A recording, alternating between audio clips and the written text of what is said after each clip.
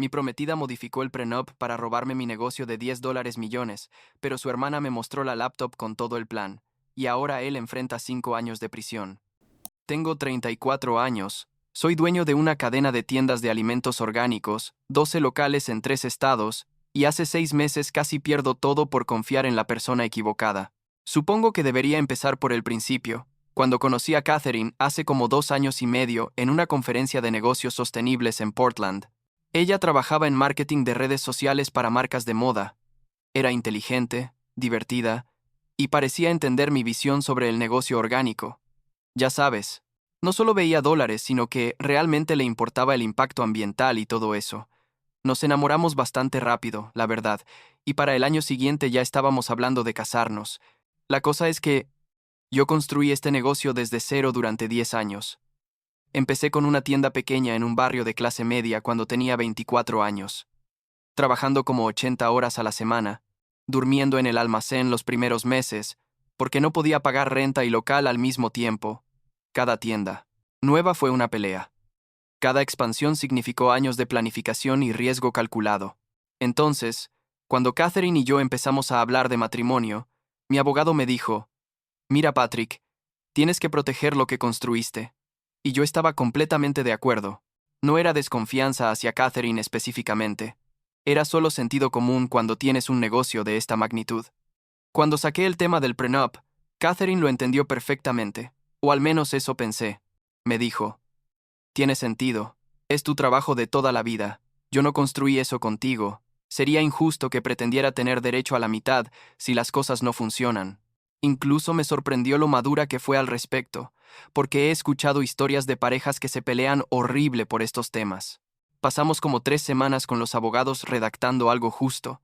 Ella tendría protección financiera razonable, una cantidad fija que aumentaba con los años de matrimonio, pero el negocio quedaba completamente fuera de la ecuación. Firmamos una versión preliminar y todo parecía perfecto. Eso fue hace como 8 meses. 3 meses después de esa conversación, su hermano Douglas regresó a la ciudad. Y ahí es donde todo empezó a desmoronarse. Aunque yo no lo vi venir para nada. Douglas tenía 37 años, 3 matrimonios fallidos a sus espaldas y una historia de negocios que también fracasaron. Tipo intentó abrir un bar que cerró en 6 meses, luego una empresa de tecnología que nunca despegó, cosas así. Pero Catherine lo adoraba, era su hermano mayor. Y cuando él volvió después de vivir no sé dónde por 2 años, ella estaba súper feliz de tenerlo cerca otra vez. Al principio Douglas parecía un tipo normal, un poco intenso tal vez, siempre haciendo preguntas sobre mi negocio, cómo funcionaba la cadena de suministro, quiénes eran nuestros proveedores principales, qué márgenes manejábamos. Yo pensaba que solo estaba interesado, tratando de hacer conversación porque, bueno, ¿qué más íbamos a hablar? Pero después de un mes de tenerlo cenando en mi casa cada fin de semana, empecé a notar que Catherine también hacía más preguntas de lo normal. Cosas específicas sobre la estructura corporativa, si yo era el único dueño o tenía socios, cuánto valía cada tienda individualmente, cuáles eran los planes de expansión para los próximos 5 años. Y su comportamiento cambió en general. Catherine siempre fue independiente económicamente. Ganaba bien con sus clientes de marketing, pero de repente empezó a gastar como nunca antes. Una semana llegó con un bolso que costó como $8. Luego quería remodelar toda su oficina en casa, aunque acabábamos de hacerlo 6 meses antes. Después me dijo que necesitaba un auto nuevo, aunque su BMW del 2021 estaba impecable. Le di una tarjeta de crédito vinculada a mi cuenta para emergencias, algo que hago con la gente de confianza en mi vida, y ella empezó a usarla para todo. No era que me molestara gastar dinero en ella, pero era el cambio repentino lo que me extrañaba. También empezó a presionar para tener un rol en el negocio. Me decía, podría manejar todo tu marketing de redes sociales, expandir tu presencia online, y yo le explicaba que ya teníamos un equipo para eso, que funcionaba bien, pero ella insistía diciendo que podría hacerlo mejor, que entendía la marca mejor que nadie porque me conocía a mí. Quería una oficina en la sede principal, quería asistir a las reuniones de estrategia, quería conocer todos los números.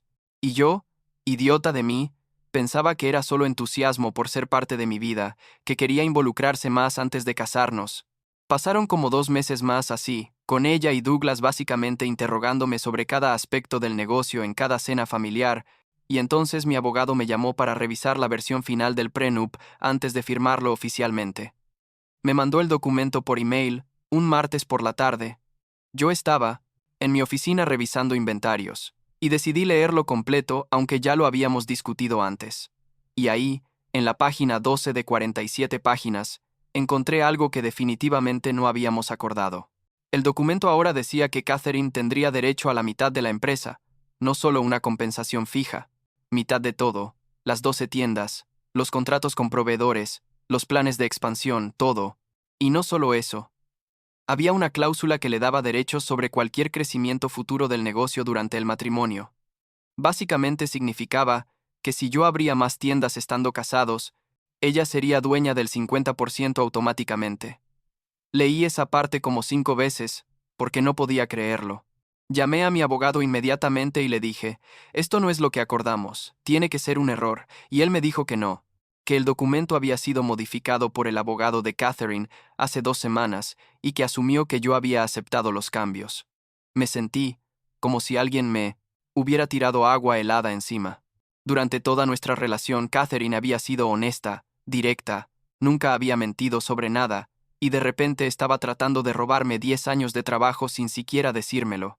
Esa noche llegué a casa.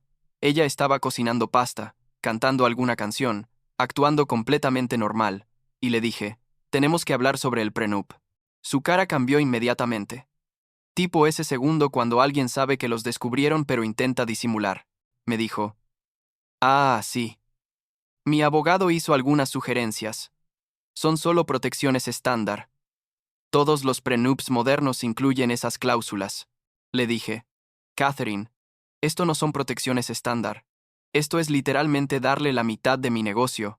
Y ella me soltó toda esta historia sobre cómo, si íbamos a ser un equipo, entonces ella merecía ser parte del negocio, que su contribución emocional y su apoyo valían tanto como mi trabajo, que yo era egoísta si no lo veía así. Discutimos hasta las 3 de la mañana. Yo le decía que si quería trabajar en el negocio, podíamos hablar de un salario justo, de un rol real con responsabilidades, pero que regalar la mitad de algo que construí antes de conocerla no tenía sentido.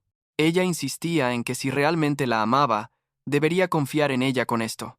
Al final, me dijo que lo pensaría y que hablaríamos con calma después, pero yo ya sabía que algo estaba muy mal. A la semana siguiente tuve una reunión importante con inversionistas potenciales para la expansión a un cuarto estado, una junta que llevaba meses planificando. Estábamos en la sala de conferencias de mi oficina principal, como 8 personas incluyendo mi asistente Gloria y 2 de mis gerentes de tienda más exitosos, cuando Catherine apareció sin avisar. Simplemente entró, se sentó, y cuando alguien preguntó quién era, ella dijo, soy la futura socia de Patrick en este negocio. Y creo que debería estar en todas estas discusiones. Me quedé helado. Los inversionistas se miraron entre ellos incómodos, claramente preguntándose qué diablos estaba pasando, y yo tuve que pedirle a Catherine que se retirara, lo cual hizo pero gritándome que era un controlador que no sabía trabajar en equipo. Esa escena me costó la reunión completa. Los inversionistas después me llamaron diciendo que había demasiada inestabilidad en mi situación personal y que preferían esperar. O sea, Catherine literalmente saboteó meses de trabajo en 10 minutos. Y cuando la confronté esa noche, ella dijo que había hablado con Douglas y que él le explicó que yo la estaba tratando como si fuera inferior, que en las parejas modernas todo se comparte, que ella tenía derecho a involucrarse en mis decisiones de negocios. Y ahí empecé a ver el patrón, ¿sabes? Cada cosa rara que Catherine había hecho en los últimos 3 meses coincidía con conversaciones que ella había tenido con Douglas, el gasto excesivo, las preguntas sobre el negocio, la modificación del prenup, todo tenía el sello de su hermano manipulador. Pero lo peor todavía estaba por venir. Douglas empezó a meter a toda la familia de Catherine en contra mía. Les dijo que yo era un avaro que no quería compartir nada con su hermana, que la estaba usando para imagen pública mientras la mantenía financieramente dependiente. Puras mentiras, pero él las vendía bien. Los padres de Catherine, que antes me adoraban, de repente empezaron a tratarme frío, haciendo comentarios sobre cómo el dinero cambia a las personas, cómo necesitaba recordar lo que realmente importaba en la vida, ese tipo de cosas. Su hermana Morgan todavía me hablaba normal, pero era la única. Decidí hacer algo probablemente poco ético, pero necesario. Invité a Douglas a tomar café, solo nosotros dos, y le dije que quería su consejo sobre inversiones porque él tenía experiencia en negocios. Llevé mi teléfono grabando en el bolsillo, lo cual es legal en mi estado siempre que una de las partes sepa que está grabando. Y Douglas, ese idiota arrogante, se soltó completamente. Me dijo que si yo era inteligente le daría un puesto ejecutivo en la empresa, que él podría proteger mis intereses mejor que nadie, que conocía gente que podría hacer crecer el negocio al doble en 2 años. Básicamente admitió que todo su plan era casarse Catherine conmigo para él conseguir acceso al negocio. Le pregunté, ¿y Catherine sabe que ese es tu plan? Y él se rió y dijo, mi hermana hace lo que yo le digo que haga. Siempre lo ha hecho. Eso me destrozó, la verdad. No solo porque confirmaba la manipulación, sino porque significaba que la mujer que yo amaba era tan influenciable que su hermano podía controlarla completamente.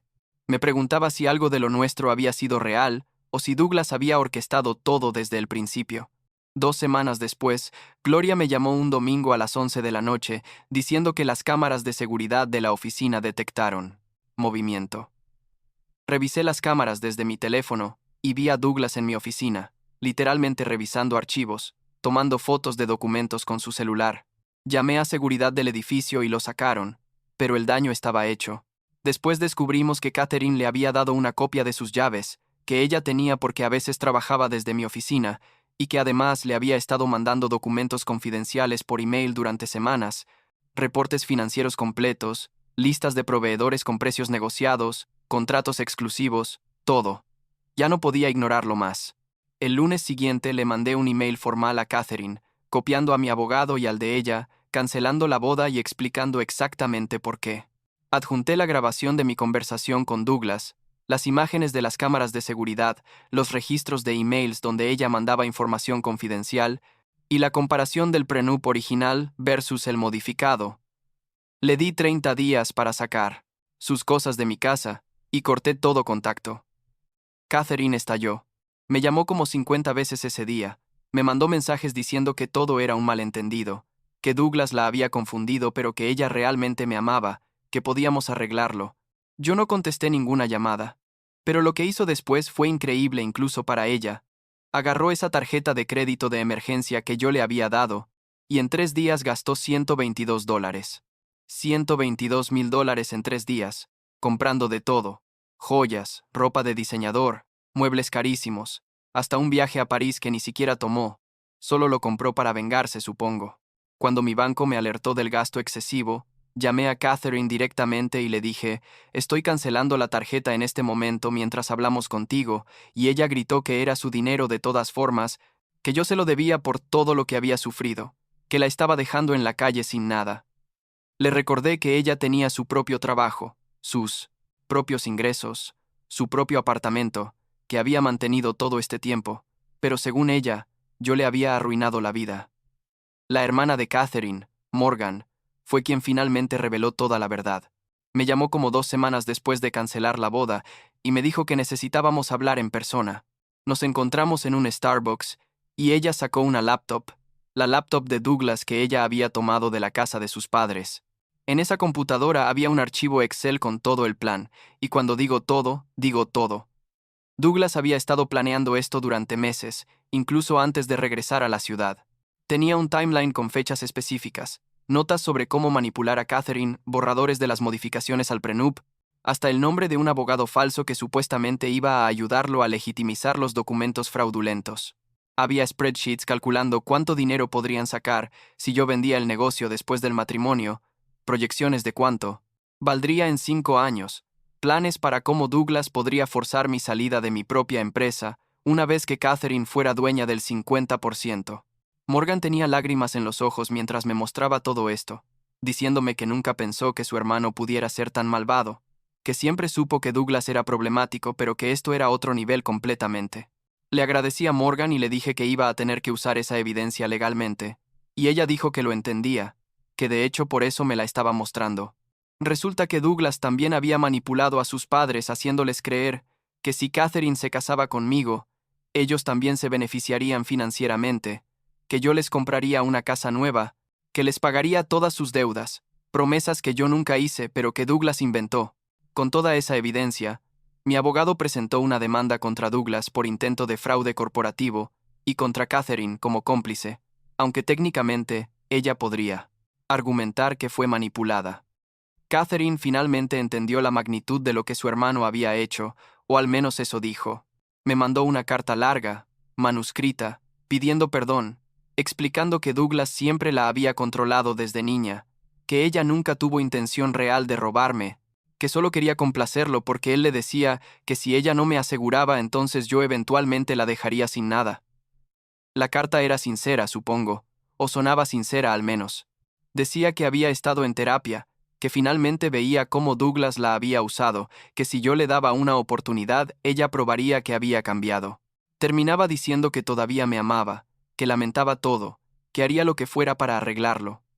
Leí esa carta como 10 veces, y cada vez me sentía peor, no mejor, porque incluso si todo lo que decía era verdad, incluso si realmente la habían manipulado, el hecho es que ella eligió escuchar a Douglas sobre mí en cada punto crítico, cuando tuve que elegir entre su hermano y proteger mi trabajo de 10 años.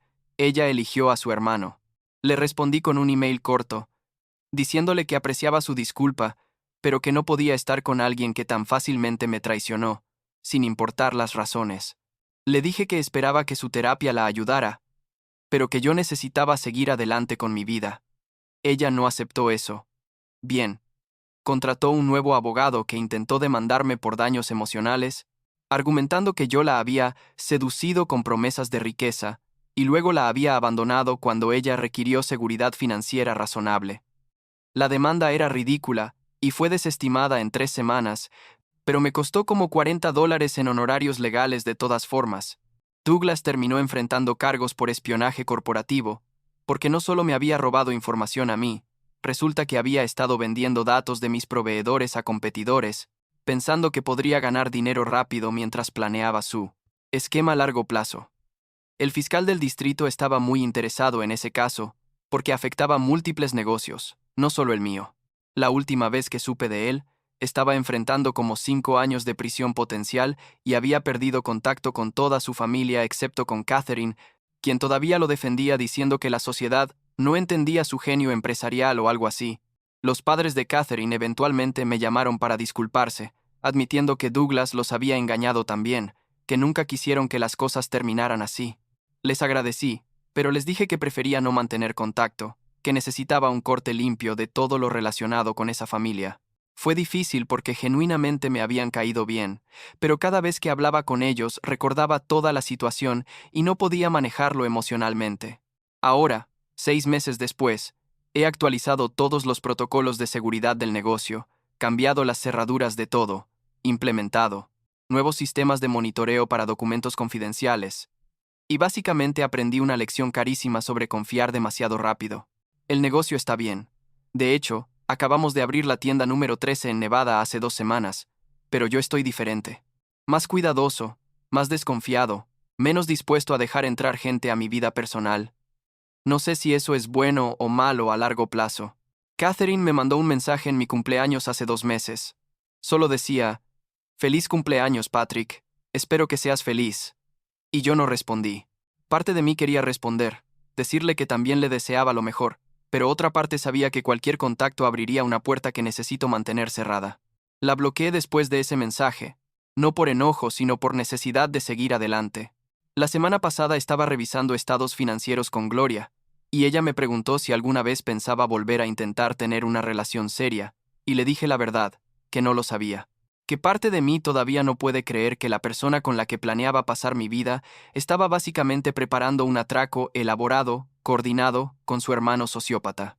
Pero supongo que eventualmente voy a tener que intentarlo de nuevo, porque la alternativa es quedarme solo para siempre, y eso tampoco suena ideal, ¿no? Por ahora estoy enfocado en el negocio, en expandir a más estados, en crear algo que nadie me pueda quitar sin importar cuánto intenten manipularme. ¿Y si eso significa que soy más cauteloso en el amor? Bueno, prefiero ser cauteloso que estar en la cárcel o en bancarrota por confiar en la persona equivocada otra vez.